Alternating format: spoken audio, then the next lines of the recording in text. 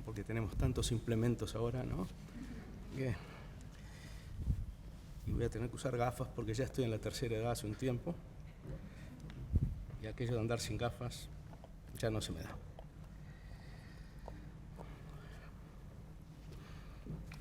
Profesora Cristina Errázuriz, rectora subrogante de la Universidad de los Andes. Profesor José Miguel Simián, vicerrector académico y demás miembros del Consejo de Rectoría. Profesora María Sara Rodríguez, directora de Desarrollo Docente. Autoridades académicas y estimados profesores, directores y subdirectores de las unidades de apoyo, señoras y señores. Ante todo, como corresponde, lo primero que quiero hacer es agradecer a las autoridades aquí presentes la invitación a dictar esta conferencia para el claustro de profesores de este año. Es un gran honor, aunque ciertamente inmerecido, pero también y sobre todo es una gran alegría, porque la verdad es que me da la ocasión de un reencuentro con enorme cantidad de colegas, amigos, también antiguos jefes, antiguos rectores, que en muchos casos no he podido ver desde marzo por las circunstancias tan curiosas, tan fílmicas, tan peliculescas que atravesamos, y que bueno, ahora sí he podido reencontrar. Como se sabe, además, hay ausencias que brillan, y algunas brillan muy especialmente, y por eso no quiero dejar de recordar también aquí a nuestro querido rector, a quien todos esperamos poder ver muy pronto nuevamente. El asunto, dice la universidad, en la encrucijada entre la ciencia y la visión del mundo. Bueno, ya veremos de qué trata esto, espero no aburrir demasiado, eso sí, ¿no? Me temo que sí voy a aburrir un poco y espero que el poco no sea demasiado, ¿no? Pero es un asunto que tiene que ver con preocupaciones que de un modo u otro yo creo que tenemos todos en este momento. Algunas también me han sido transmitidas por las autoridades de la universidad, pero coinciden con cosas que también uno piensa, porque no son inventos de personas extrañas, sino que basta percibir un poco la realidad para darse cuenta de cuáles son algunos desafíos que tenemos que asumir. Y en particular, algunas de esas dificultades, desafíos, problemas, peligros, están conectados con aquello que se llama, con una expresión muy imprecisa, para mi gusto, universidades con ideario. Ya voy a decir por qué me parece que esta expresión es muy imprecisa.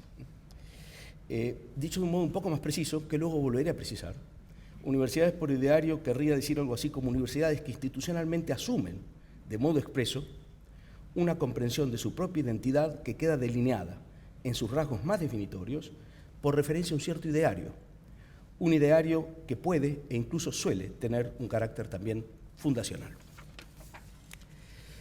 Como nadie ignora, hoy la institución universitaria afronta en todas partes, no solo en Chile, enormes desafíos. Algunos de ellos ponen en jaque incluso su identidad como el tipo de institución que es y pretende ser. Y llegan a veces hasta amenazar su existencia, es decir, su capacidad de perdurar en el futuro sin quedar completamente privada de aquello que definía su identidad. Naturalmente, la pervivencia del nombre universidad no garantiza en modo alguno que lo que se designó originariamente por medio de ese nombre continúe existiendo. Y hoy hay gente que piensa incluso que eso que así se llamaba hace tiempo, ya hace mucho tiempo que ha dejado también de existir, porque lo que hoy se llama universidad, según estos diagnósticos, sería en realidad a estas alturas otra cosa, algo completamente diferente.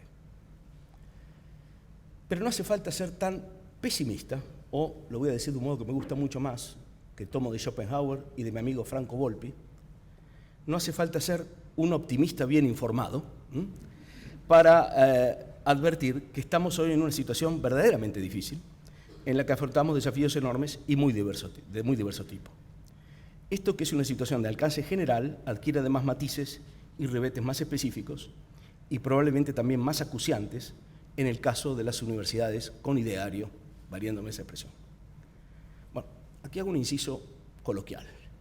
Tengo clara conciencia de que cuando alguien habla de desafíos enormes que afrontan las universidades y cosas por el estilo, el auditorio, con lo sensato que suele ser, se pone inmediatamente en guardia porque ve venir ya uno de esos sermones que solo puede animarse a soltar, como dicen en España, alguno de esos engreídos profesionales a los que conviene evitar cuidadosamente, ¿no es cierto?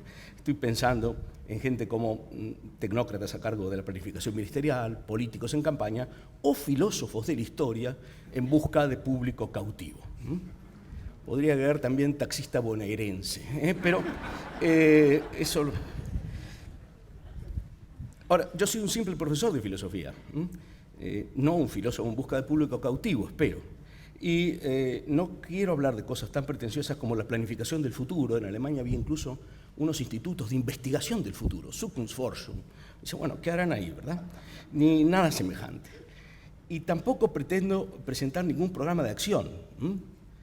Válgame Dios, yo me voy a limitar simplemente a articular un par de preocupaciones que creo son compartidas y a identificar algunos peligros que creo más cercanos que otros, en el caso de las universidades con ideario.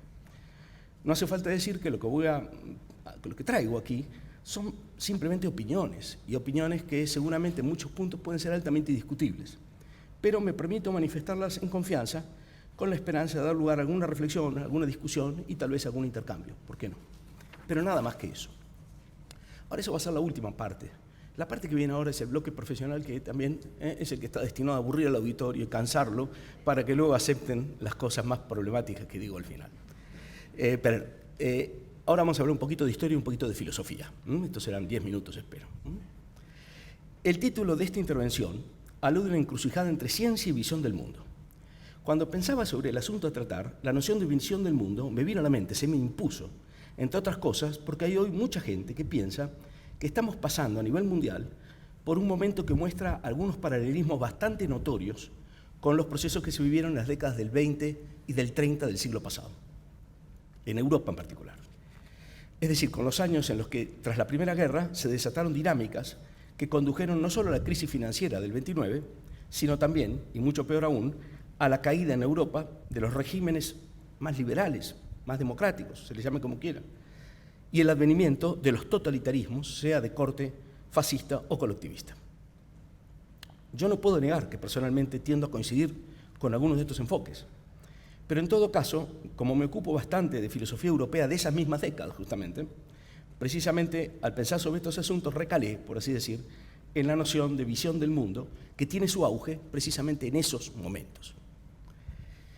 La expresión Weltanschauung, que es lo que se suele traducir por visión del mundo o concepción del mundo, y a veces también por medio del ominoso híbrido greco-latino cosmovisión, que parece más bien ya un festival de canciones o algo por el estilo, ¿no?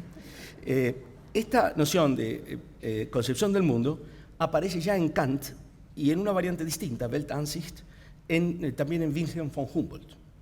Pero alcanza su esplendor recién en la filosofía de la cultura y la hermenéutica post-hegelianas, hacia fines del siglo XIX, particularmente en la obra de Wilhelm Dilthey. Desde allí penetra inmediatamente en la filosofía de comienzos del siglo XX, en particular en autores tan importantes como Heinrich Rickert, Max Scheler, Karl Jaspers, también Martin Heidegger, y en lengua española en José Ortega y Gasset, para citar algunos. La noción pasa rápidamente a jugar un papel clave en las convulsas primeras décadas del siglo pasado, y ello mucho más allá de la discusión especializada propia de los filósofos profesionales, también en el debate político y en el discurso público. Basta leer discursos de Goebbels para encontrar esta noción de Weltanschauung todo el tiempo, ¿no? Por cierto, hay un contexto epistemológico que da cuenta del repentino auge de la noción a fines del siglo XIX, pues, brevemente dicho, es la distinción que establece Dilthey en su momento entre explicar y comprender. Explicar sería el procedimiento propio de las ciencias naturales y comprender, verstehen, el procedimiento propio de las ciencias de la cultura, o como la llama Dilthey, ciencias del espíritu. Pero ocurre que esa división inicial del trabajo entre explicar y comprender, tal como la planteó Dilthey, quedó rápidamente superada como esquema de interpretación epistemológica cuando comenzó a reconocerse cada vez más nítidamente un hecho elemental, a saber, el hecho de que también en las ciencias de la naturaleza, cuya tarea sería fundamentalmente explicar, erklären, se presupone en su misma base, es decir, en la elaboración misma de sus conceptos fundamentales, algunas prestaciones de carácter comprensivo. Es decir, tampoco las ciencias naturales podrían prescindir, según esto, del comprender, por lo menos no en toda la línea. Hay momentos de prestación comprensiva también en la constitución de los conceptos fundamentales de las ciencias de la naturaleza. De este modo, el fenómeno de la comprensión pareció adquirir de pronto un carácter ubicuo, omnipresente. Y eso no solo por no quedar restringido al ámbito de la ciencia del espíritu, ni siquiera al ámbito de la ciencia, sino por algo más importante, a saber, que rápidamente se detecta que la comprensión desborda ampliamente todo marco teóricamente y metódicamente regulado, todo ámbito científico, para pasar a ser, o a ser reconocida como, un rasgo constitutivo del existir humano como tal. Dicho de otro modo, el existir humano no solo comprende, sino que su comprender es el modo de instalarse en el mundo. No solo el existir humano es en su raíz comprensivo, sino que además no hay para el existir humano otro modo de intentar apropiarse del mundo que lo rodea, como no sea a través de la comprensión, es decir, comprensivamente. En esa medida, pues, estamos destinados a comprender o tratar de comprender. Y no solo esto o aquello, tal o cual cosa, sino todo, el mundo en su totalidad.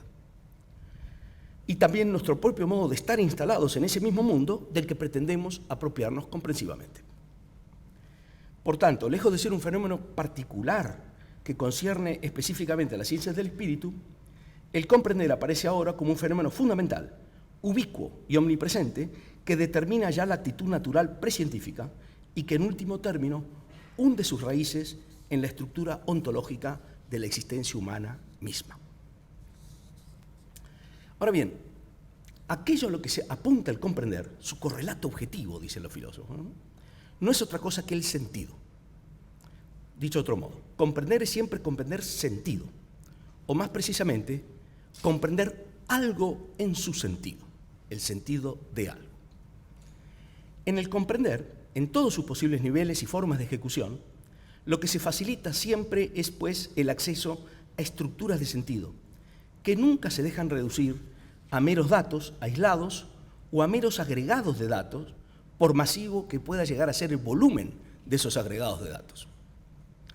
En efecto, toda comprensión es de carácter esencialmente articulador y, por lo mismo, también tendencialmente totalizador.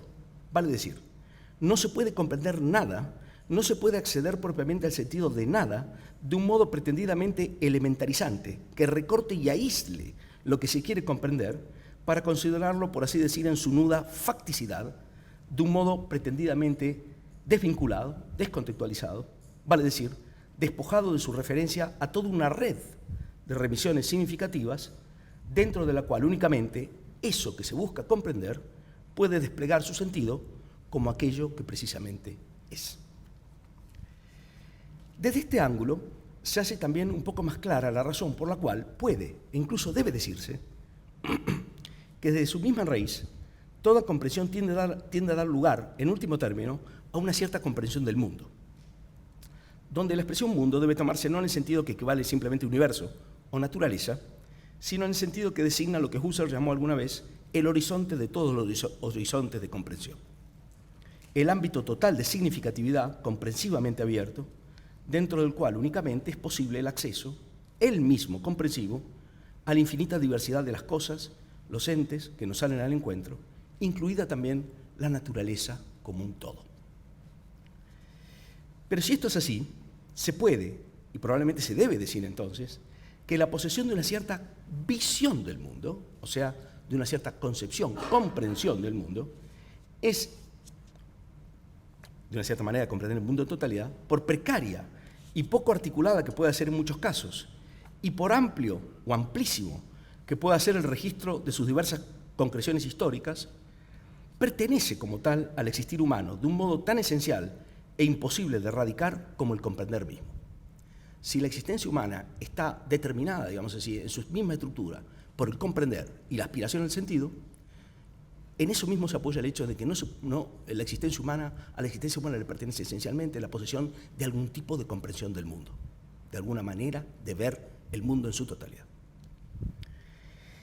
Es justamente la advertencia de este conjunto amplio de conexiones que apenas he delineado, y espero de una manera no muy farragosa, lo que dio lugar al hecho notable de que toda una galería de filósofos importantísimos de fines del siglo XIX y comienzo del XX, de los cuales ya mencioné unos cuantos, hayan dedicado una especial atención en ese momento al problema que a partir de entonces se conoció precisamente como el problema de la cuestión, o el problema o la cuestión de la visión o concepción del mundo.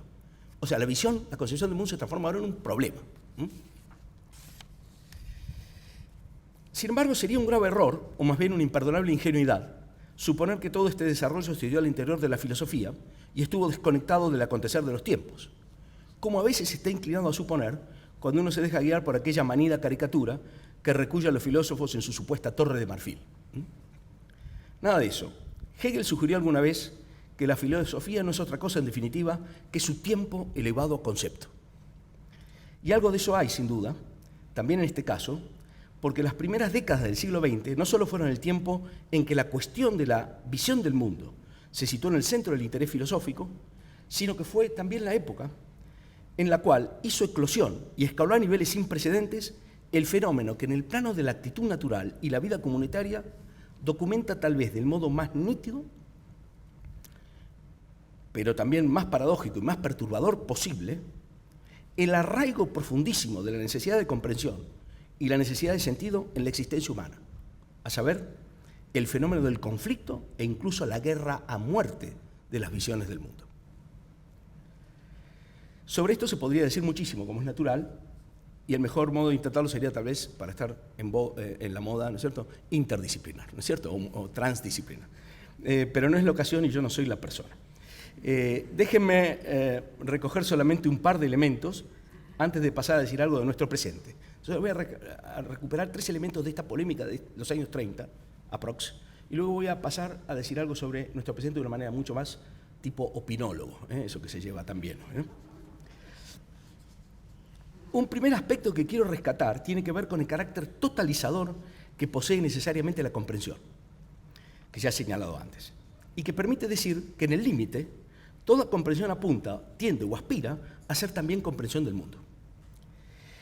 Se plantea aquí la pregunta de si acaso es meramente casual que la época de la toma de conciencia más nítida de ese carácter totalizador de la comprensión y del enraizamiento existencial irremovible de la visión del mundo sea también la época en que hacen su entrada en escena los totalitarismos más avasallantes de lo que tenga memoria la historia humana. De hecho, de otro modo, la pregunta malévola sería aquí la siguiente. ¿Hay acaso un lazo secreto que une la vocación totalizadora de la comprensión con el fenómeno del totalitarismo, tal como hizo irrupción en la primera mitad del siglo XX? Esta pregunta puede a primera vista parecer proceder de aquella famosa Torre de Marfil, ¿no?, en la que algunos que se dicen filósofos pasarían sus horas elucubrando plácidamente y a buen recaudo del peligro de tener que servir al prójimo. Sin embargo, es una pregunta completamente atinente, que ha marcado, a veces de modo tácito y a veces de modo expreso, buena parte del pensamiento filosófico y del discurso público, sobre todo desde la época que siguió a la caída del muro de Berlín, y en la cual campeaba la fe en un proclamado fin de la historia, antes de la aparición de la nueva guerra ideológica que vivimos en estos días. En efecto, buena parte del pensamiento posmoderno de aquellos años aseguraba que el único modo de evitar el peligro de la recaída en el totalitarismo, del sesgo que fuera, consistía en la renuncia a todo afán de comprensión de carácter totalizador, del tipo que fuera. There is no big picture, rezaba la consigna del relativismo benevolente propugnado por Richard Rorty y otros, que marcó fuertemente a toda una generación de intelectuales, también en el ámbito latinoamericano, en aquellos tiempos dorados de la recuperación de la democracia, la Pax Americana y el consenso de Washington. La contrapregunta obvia es la de si realmente el remedio a la tentación totalitaria solo puede alcanzarse por la vía de la renuncia, imposible de hecho, a la aspiración totalizadora de la comprensión que arraiga en el centro mismo del existir humano. O bien, si no se tiene aquí más bien un caso típico de aquello, para seguir con las expresiones norteamericanas y desparpajadas, arrojar el bebé, la guagua se diría aquí, arrojar la guagua con el agua de la tina. Esto también le gustaría a Rorty seguramente. ¿No será más bien, continúa la contrapregunta, que el totalitarismo, lejos de ser la única expresión genuina y la consecuencia inevitable de la vocación totalizadora de la comprensión, constituye más bien su más perversa patología? Una patología que la aboca, en definitivo, a su autosupresión, justamente porque trunca desde el inicio toda verdadera vocación de comprender? Ciertamente, la comprensión es y no puede no ser totalizadora, pero comprender es siempre intentar abarcar sin aniquilar lo comprendido, sin reducirlo a una nivelación que elimina todo trazo de alteridad. Visto así, el desenfreno totalitario es el fenómeno polarmente opuesto a toda verdadera aspiración a comprender. Este es el género de respuesta que cada uno a su modo han elaborado filósofos de la segunda mitad del siglo XX en la línea de, por ejemplo, Hans-Georg Gadamer, Paul Ricoeur, entre otros, que intentan rescatar la diferencia y la diversidad, pero sin tener que renunciar por ello a la vocación totalizadora de toda genuina comprensión y sin tener que asumir un relativismo benevolente, pero impracticable y autorrefutatorio, en definitiva. También Benedicto XVI, que acaba de ser citado, dedicó parte significativa de su obra escrita antes del periodo del papado a elucidar desde el punto de vista propio de la fe cristiana problemas vinculados de modo directo con estas preguntas acuciantes. Tipo, puesto como eslogan, implica la totalización de la comprensión, el totalitarismo. Ese es un problema acuciante. He señalado dos tipos de respuesta a ese problema. Un segundo elemento que quiero marcar de la crisis de los años 30 tiene que ver con lo que puede llamarse la pérdida del monopolio de las religiones como instancias de articulación de visiones del mundo de carácter vinculante.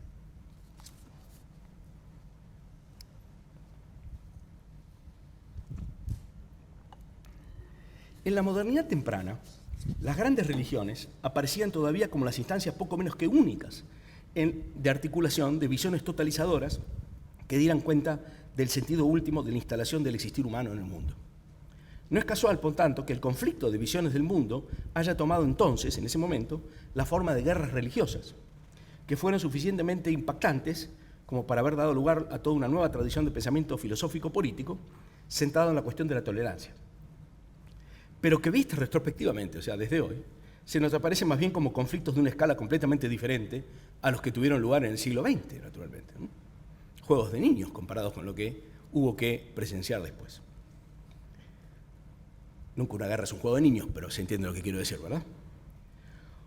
Uno de los rasgos de estos últimos conflictos del siglo XX es que ya no tienen la forma de guerras clásicas de religión, porque ahora aparecen otras instancias diferentes que se arrogan la potestad de articular visiones de carácter integral que compiten con aquellas de origen religioso. Compiten con ellas porque además no podrían convivir con ellas, ni querrían hacerlo. Lo que se tiene ahora es la aparición de ideologías de carácter totalizador y en muchos casos de sesgo directamente totalitario. Los partidos políticos que las encarnan institucionalmente elevan la pretensión de constituirse en autoridades que sancionan de modo último e irrevocable lo que cuenta como vinculante en términos de una determinada concepción integral del mundo. En este nuevo contexto, el conflicto de las visiones o concepciones del mundo ya no toma primariamente la forma de la guerra de religión, sino que tiende a tomar la forma muchas veces de una guerra contra la religión. Es decir, de un intento por arrebatar definitivamente a la religión su autoridad, otrora cuasi monopólica, en materias concernientes al sentido último de la existencia. El partido, el líder o ambos son la nueva y única fuente de sentido, que no admite ningún género de competencia. Tampoco la de una filosofía independiente, naturalmente. Y ya se sabe que siempre hubo y habrá intelectuales y filósofos, incluso de gran estilo y enorme clarividencia, que sin embargo, acomplejados por su propia menesterosidad y su completa ineficacia como guías de hombres,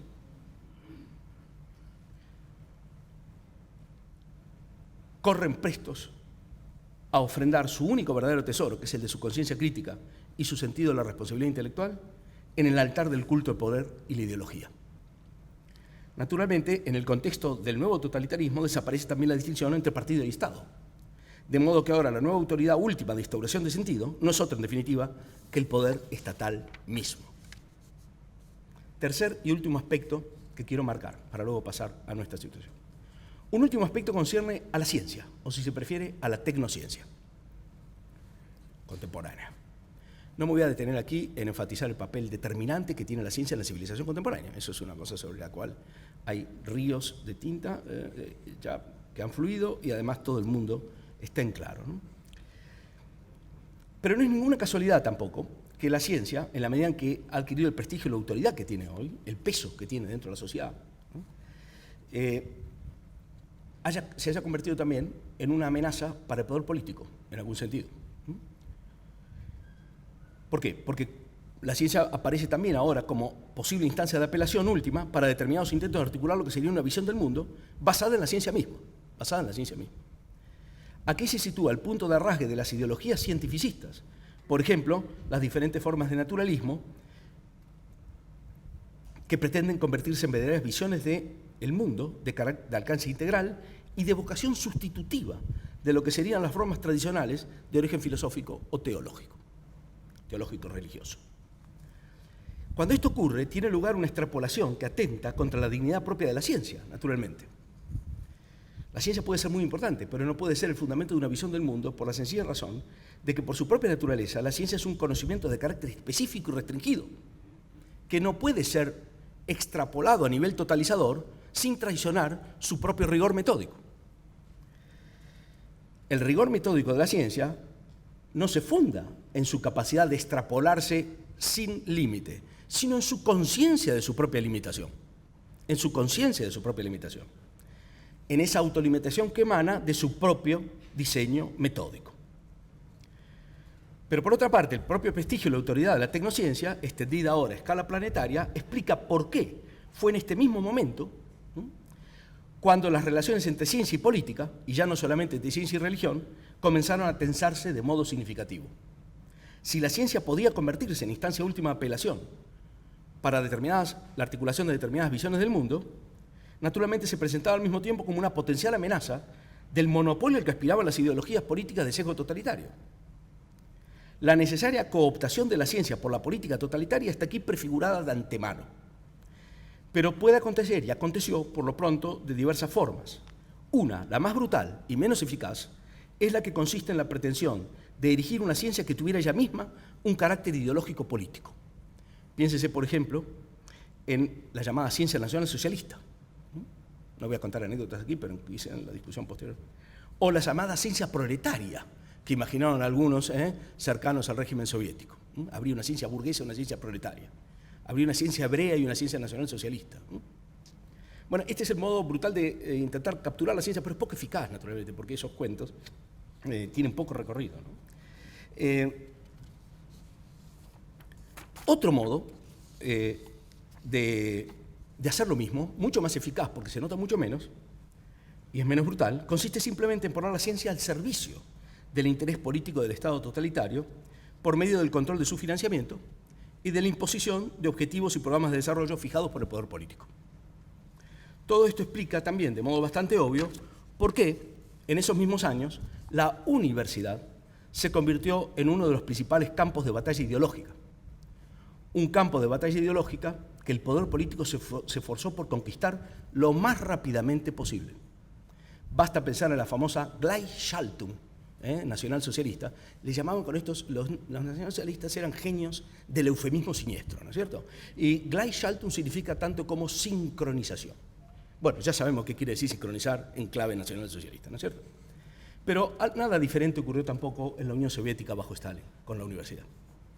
Paso ahora, si todavía me quedan unos minutos, a la situación actual, a la opinología.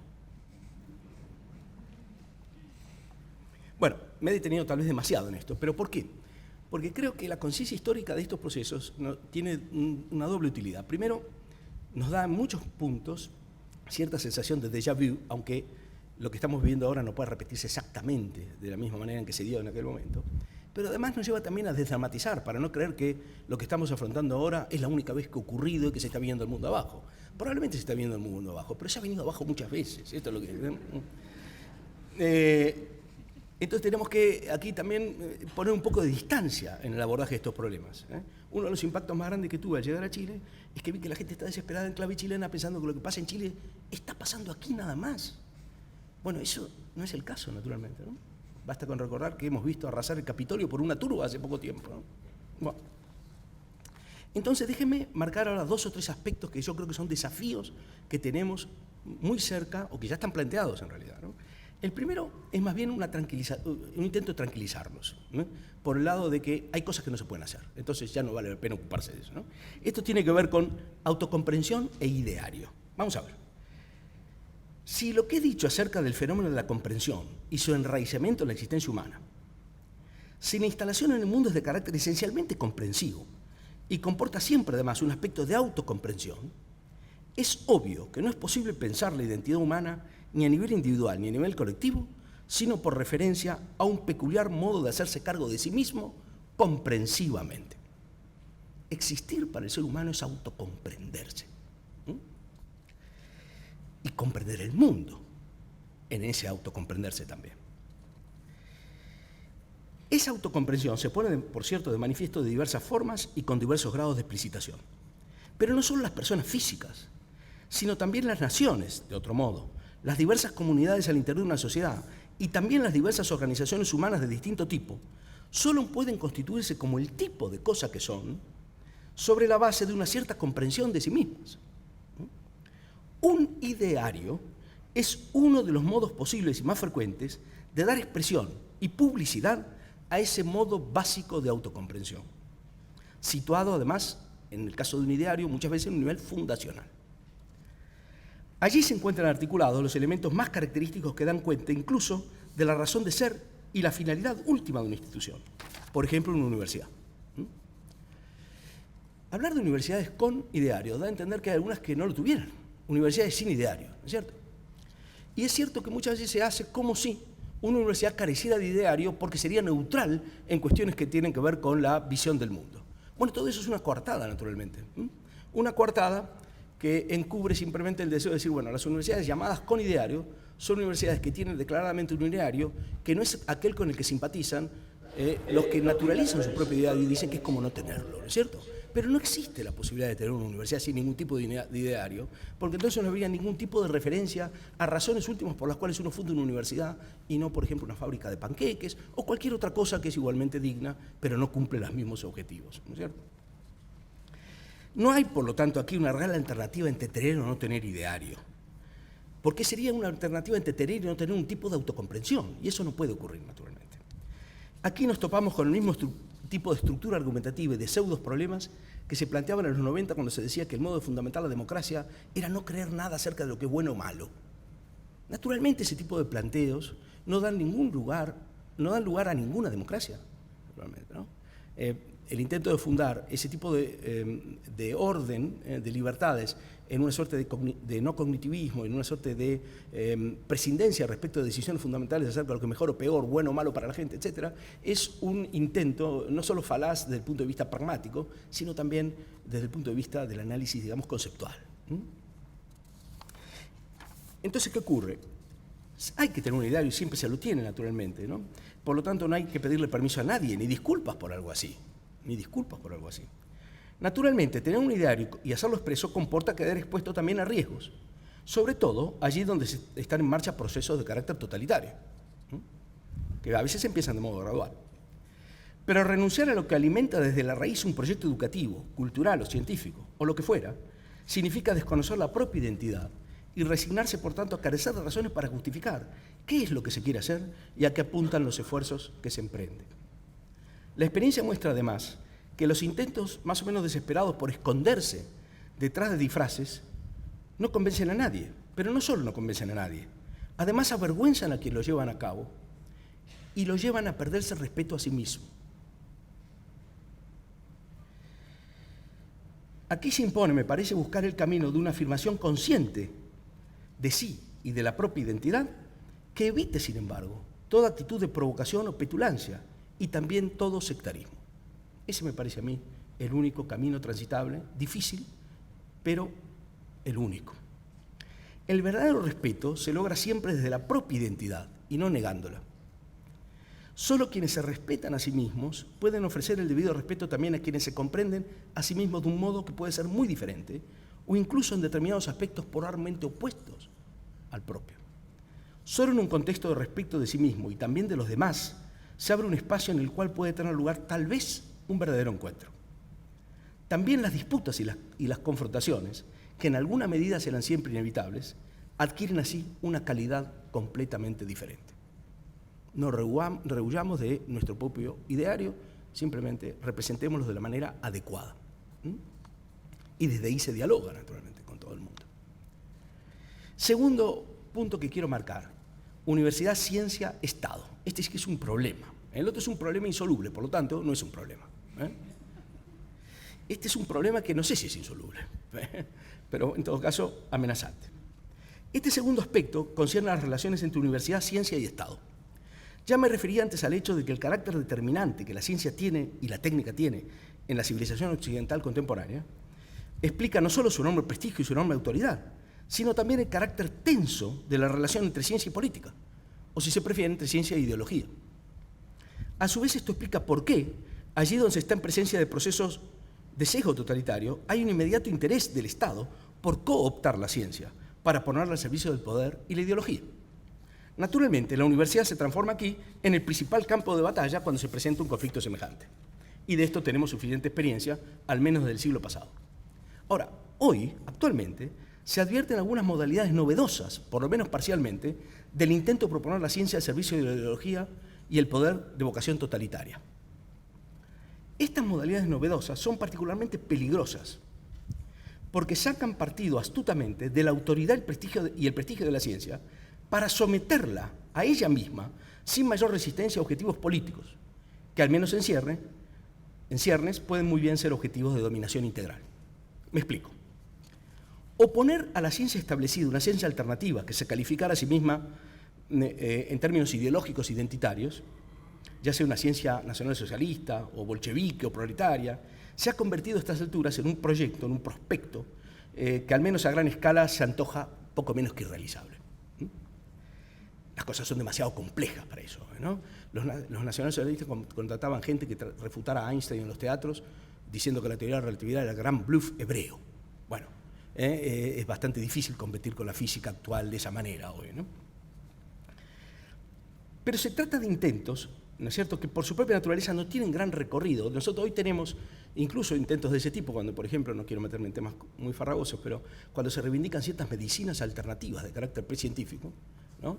Entonces uno pretende que, bueno, junto a las facultades de medicina occidentales tiene que haber otras de otro tipo. Claro, después cuando la gente se enferma, me cuentan ustedes qué recorrido puede tener ese tipo de discurso, naturalmente, y dónde estarán las colas para la atención. Eso no tiene un gran recorrido, ¿no? Pero, ¿qué es el caso que a mí interesa que creo que está en curso? Y yo no vi la película, soy uno de los pocos que no vi, pero creo que es lo opuesto a lo que se dice en esa película. Puedo estar equivocado ahora. ¿Cuál es el caso que a mí me parece ahora muy importante? Es un caso totalmente distinto de utilización de la ciencia y de puesta al servicio de intereses de tipo político, incluso totalitario. Ese caso se da cuando en sede política y también en el discurso público se recurre a la autoridad y el prestigio de la ciencia para clausurar debates de carácter no científico o no primariamente científico, sino, por ejemplo, de carácter ético o político, que muchas veces ponen en juego aspectos importantísimos pertenecientes al ámbito de la visión del mundo y no de la ciencia. Para ello se procede a tratar a la propia ciencia de un modo que debería insultar a la conciencia de los genuinos científicos, conscientes como están ellos del carácter siempre limitado, hipotético y abierto a revocación de los resultados que aporta el conocimiento científico mismo. Ese procedimiento consiste en una dogmatización anticientífica de los resultados o las hipótesis de la ciencia, de un modo que la propia epistemología contemporánea consideraría incompatible con toda genuina cientificidad. Ese procedimiento de dogmatización anticientífica de la ciencia opera aquí al servicio de intereses que apuntan a la manipulación de la opinión pública y, en último término, al dominio completo de la ciudadanía. Basta ver el modo en que parte importante de la prensa suele valerse de determinados informes científicos, que en esa forma ya no tienen nada que ver con la ciencia misma, naturalmente, y que tratan de asuntos, o son relevantes para asuntos, que en esa forma ya no son asuntos de mero interés científico, sino que son asuntos de carácter ético-político que exigen reflexión prudencial y no método científico. El hecho de que la propia ciencia dependa hoy del poder estatal en una medida que no tiene precedentes, sea por vía de financiamiento directo o indirecto a través de convenios con empresas proveedoras, no hace las cosas más sencillas precisamente. Todo ello sin mencionar el hecho de que hoy por hoy son instancias del poder gubernamental a nivel nacional y supranacional las que tienen la potestad de decidir sobre qué se investiga, de qué modo se investiga y en ciertos ámbitos del conocimiento incluso con qué lenguaje. ¿Con qué lenguaje? En el caso de las universidades, prácticamente no hay alternativa a formar parte del sistema científico centralizado, controlado desde el Estado, que es el que da, pero por lo mismo también el que decide.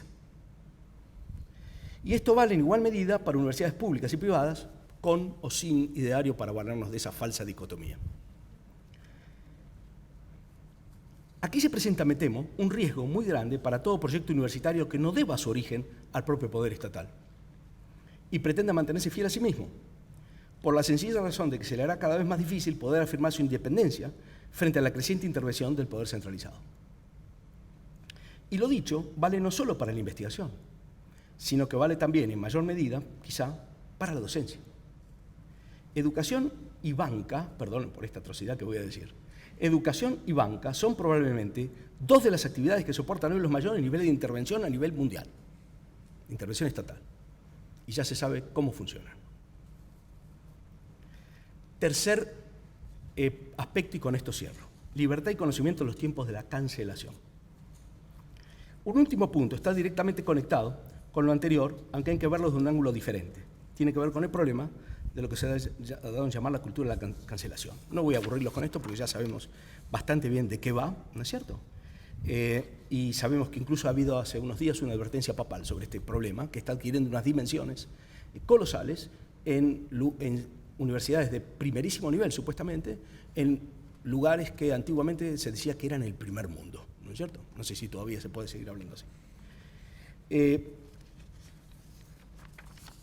Lo particular de esto es que aquí el tipo de sesgo totalitario que aquí aparece no procede directamente de la autoridad estatal, que sería lo esperable en un enfoque clásico, ¿no? Sino que la amenaza, digamos, al despliegue de la racionalidad y al pensamiento crítico y a la empresa, digamos así, de la búsqueda de la verdad, como se la suele llamar, procede de otro lado, procede como desde abajo, ¿no? En las universidades, esa amenaza ha adquirido tal rango en algunos sitios que el lugar que era la universidad, donde se cultivaba justamente la libertad de cátedra, la posibilidad de intercambio crítico, racionalidad, lo que ustedes quieran, se está convirtiendo en muchos sitios en un lugar casi inhabitable. Y no estoy haciendo metáforas, donde ya no se puede decir lo que se piensa, donde la argumentación ha dejado de cumplir una función relevante, no importa la argumentación, donde se hace tabla rasa de la historia, donde se pretende imponer un canon de corrección política cada vez más detallado y más opresivo, que no pocas veces atenta directamente contra criterios elementales de racionalidad y de cientificidad, y donde se promulgan incluso reglamentos que buscan instituir un nuevo lenguaje de carácter artificioso, por no decir barbárico, que entroniza la ideología por encima de las reglas elementales de la gramática, en la universidad. En muchos casos, esta marea arrolladora de cancelación se asocia además con tendencias sociales y políticas que hacen un uso descarado también de la dogmatización de la ciencia con fines anticientíficos de sesgo cuasi totalitario o sin el cuasi. El panorama dista de ser color de rosa para los tiempos que vienen, porque si ya no se puede mencionar a David Hume en Escocia, si ya no se puede mencionar a Thomas Jefferson en Virginia, y si de hecho no se puede mencionar a Martin Heidegger en Friburgo, entonces todo hace suponer que no está lejano el día en que la universidad sea un lugar donde ya no se puede hablar de nada relevante o de nada verdaderamente interesante. Más aún, no hay que ser profeta para ver aproximarse el día en el que, por ejemplo, ya no se puede hablar de religión en universidades que se nutren de un credo. Porque además habrá seguramente resultados científicos a los que acudir para justificar que en determinados aspectos dicho credo o la visión del ser humano que de él emana han quedado definitivamente refutados por la ciencia. Esto también forma parte de la encrucijada entre ciencia y visión del mundo a la que me refiero en el título de esta horrible presentación. A modo de conclusión, no creo ser demasiado exagerado al sugerir que enfrentamos enormes desafíos y que los tiempos que vienen serán difíciles. Yo creo que seguramente mucho más difíciles de los que son ya ahora. Y en ocasiones vamos a tener seguramente la tentación de sentir que no vale demasiado la pena pagar costos muy altos por defender cosas que van directamente en contra de lo que impone la moda avasallante y lo que pretende un poder que carece de límites o que quiere carecer de límites. Muchas causas podrán parecernos incluso simples causas perdidas, sin duda alguna, no que lo sean, que pueden parecernos. Déjeme decir aquí solamente dos cosas, desde un tono, digamos así, esperanzado desde el derrotismo. Aquí vale tal vez recordar aquella sentencia característica del gran Jorge Luis Borges, que alguna vez dijo que lo propio de un caballero y de una dama, agrego, es defender solo causas perdidas. Solo causas perdidas.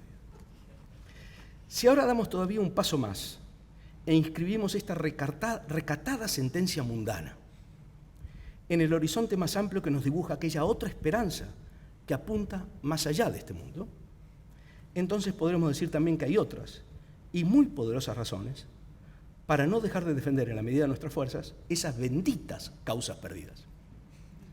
Porque es ahí donde se esconde la única verdadera victoria, esa que tanto anhelamos. Muchas gracias.